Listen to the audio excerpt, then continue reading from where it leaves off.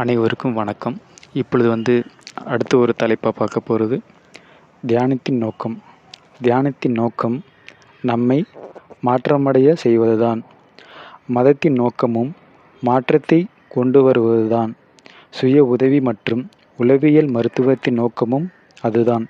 எனினும் எவ்விதத்திலாவது நம்மை மாற்றிக்கொள்ள வேண்டும் என்று நாம் முயற்சிக்கும்போது லட்சியத்தை அடையவிடாமல் நம்மை தடுக்கக்கூடிய பற்பல இயல்பான சக்திகளை நாம் எதிர்கொள்ள நேரிடுகிறது.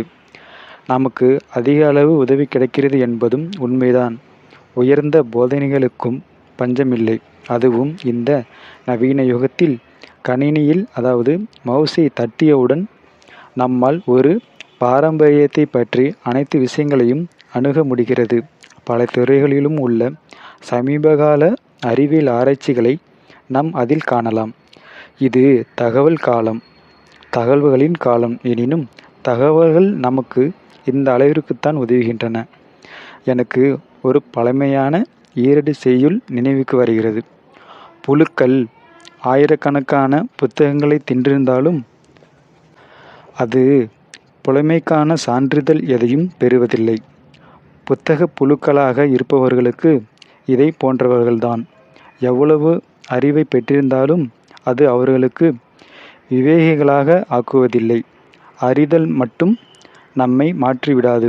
உதாரணமாக, பொறுமை என்பது ஒரு நற்குணம் என்று நாம் அனைவரும் அறிவோம். ஆனால் அந்த அறிவு மட்டும் நம் பொறுமைசாலியாக மாற்றிவிடுமா? அதேபோல அன்பின் பெருமையை நம் அனைவரும் அறிவோம். இவ்வுலகில் ஞானிகள் அனைவரும் தன் பெருமையை கூறியிருக்கிறார்கள். எனினும் அதை பற்றி தெரிந்து கொள்வதும் அதை உணர்ந்து வெளிப்படுத்துவதுதான் முற்றிலும் வெவ்வேறு விஷயங்கள் உள்ளன. இதிலிருந்து நாம் தெரிந்து கொள்வது என்னவென்றால், போதனைகள் மட்டுமே போதாது என்றால் நம் அனைவரும் இந்நேரம் மாற்றமடைந்திருப்போம். போதனைகள் மட்டும் போதும் என்றால் நாம் இந்நேரம் எல்லா மாற்றமும் அடைந்திருப்போம்.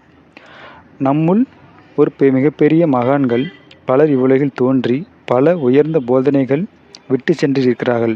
ஆயினும் இவ்வுலகம் முன்பு எவ்வாறு இருந்ததோ இப்பும் அவ்வாறுதான் இருக்கிறது. உயர்ந்த போதனைகள் மட்டும் போதாது. வெறும் அறிவு மட்டும் போதாது. உதாரணமாக, இறைவன் எங்கும் நிறைந்துள்ளார் என்பதை நீங்கள் நம்பலாம். ஆனால் உங்கள் வாழ்க்கையில் இறைவனின் நிலையான பிரசன்னத்தை உணர்ந்திருக்கிறீர்களா? அப்படி இல்லையெனில் இந்த நம்பிக்கையால் உங்களுக்கு என்ன பயன்? அது உங்களுக்கு ஓர் ஆறுதலை தரலாம். ஆனால் வெறும் நம்பிக்கை தரும் ஆறுதல் ஆகும்.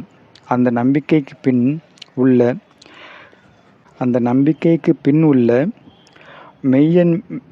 மெய் உண்மையை உணர்ந்தறியும் அனுபவத்திற்கு ஈடாகாது. அப்போது யாரோ ஒருவர் அறைக்குள் நுழைந்து, மனம் என்ற அறைக்குள் உள்ளே நுழைந்து அந்த மாற்றத்திற்கான ஒரு விதையை விதைத்து கொண்டே இருக்க வேண்டும்.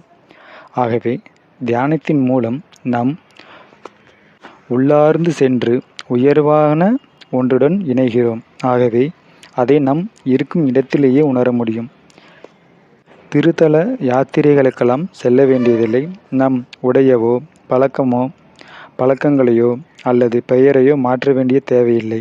கண்களை மூடி அமைதியான தியானத்தில் அமர்வதை தவிர நாம் வேறு எதுவும் செய்ய வேண்டியதில்லை. இவ்வாறு தான் நம் ஆன்மீக அனுபவத்தை நடைமுறையில் பெறுகிறோம். அனுபவமே ஆன்மீகத்தையும் மதத்தையும் வித்தியாசப்படுத்தி காட்டுகிறது. அனுபவம் இல்லாத நம்பிக்கை வெறுமையானது ஆகும். அது தெளிவற்றதாக இருக்கிறது. உலகியல் வாழ்க்கையில் பலரும் இதை பற்றி புரிந்து கொள்வார்கள். எனவே ஆன்மீக விஷயங்களில் மக்கள் மாற்றத்தை ஏற்காத பழமைவாதிகளாகவே இருக்கவே அவர்கள் ஆசைப்படுகிறார்கள், விரும்புகிறார்கள். நேரடி அனுபவம் அவர்களுக்கு தேவையற்றதாக இருக்கிறது.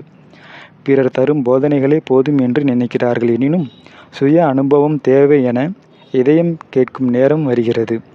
வெறும் அறிவால் அந்த கோரிக்கையை நிறைவேற்ற முடியாது. வெறும் நம்பிக்கையால் அதை திருப்திப்படுத்த முடியாது. அப்போது அவர்கள் ஆன்மீக தேடலை தொடங்குகிறார்கள். தயவு செய்து இதை மத நம்பிக்கைக்கு எதிரான விமர்சனம் என்று தவறாக எண்ண வேண்டாம். மதம் என்பது ஒரு அஸ்திவாரம். அஸ்திவாரம் என்பது என்ன? அதன் மீது நம் கட்டிடத்தை கட்ட வேண்டும். ஒரு மத போதனை உண்மையாக இருக்கலாம், ஆனால் அதில் உள்ள உண்மையை நீங்கள் உணர்ந்து அறியாவிட்டால் அதற்கு மதிப்பில்லாமல் போய்விடும். ஒரு போதனை உண்மையாக இருந்தால் மட்டும் போதாது, அந்த உண்மையை நீங்களும் உணர வேண்டும். இதுதான் இந்த தியானத்தை பற்றி அதோட நோக்கமும் அதை பற்றி நம்ம பார்த்துட்டு வரோம். மீண்டும் நம்ம அடுத்த ஒரு பகுதியாக பார்ப்போம். இது ஒரு தொடர்ச்சியாக உங்களுக்கு நான் சொல்கிறேன். நம்ம அடுத்த ஒரு டாப்பிக்காகவும் பார்ப்போம். சரிங்களா? இத்துடன் தலைப்பு முடிவடைகிறது. மீண்டும் அடுத்த ஒரு தலைப்பில் சந்திப்போம். நன்றி, வணக்கம்.